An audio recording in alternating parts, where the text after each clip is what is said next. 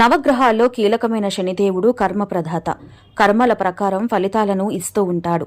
అత్యంత శక్తివంతమైన శనిదేవుడు ప్రసన్నమైతే పేదవాడు కూడా మహారాజు అవుతాడు. కానీ న్యాయం, నీతి, నిజాయితీకి పట్టం కడితేనే ఇవన్నీ లభిస్తాయి. అందుకే శనిదేవుడిని న్యాయదేవత అంటారు.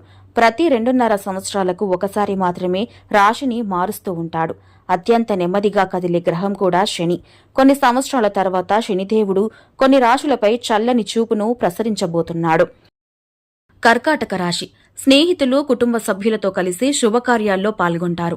ఎప్పటినుంచో ఉన్న న్యాయ సంబంధిత వివాదాల్లో కోర్టు తీర్పు మీకు అనుకూలంగా వస్తుంది. అన్నదమ్ములతో సఖ్యత ఏర్పడి అందరూ కలిసిమెలిసి ఉంటారు.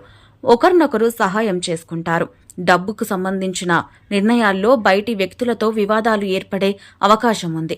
సాధ్యమైనంత వరకు మౌనంగా ఉండటం, లేదంటే అవసరమైన వరకే మాట్లాడటం మీకు మేలు చేస్తుంది.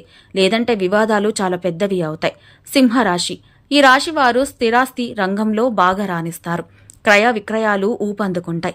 అనుకున్న పనులన్నీ సులువుగా పూర్తి చేస్తారు. అనుకోకుండా వీరికి లాటరీ తగిలే అవకాశం ఉంది. దీనివల్ల సమాజంలో గౌరవ మర్యాదలు పెరుగుతాయి. వచ్చిన డబ్బును తిరిగి రెట్టింపు చేసేలా పెట్టుబడి పెట్టడంలోనే మీ విజయం దాగి ఉంది. లేదంటే గతంలోనే ఆర్థిక పరిస్థితి మారుతుంది. పెద్దల సలహా తీసుకుని ఆ ప్రకారం పెట్టుబడులను పెట్టాలి.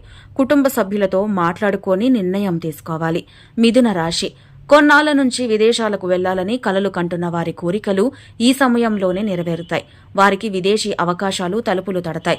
సమాజంలో గౌరవం పెరుగుతుంది. కీర్తి ప్రతిష్టలు కలుగుతాయి.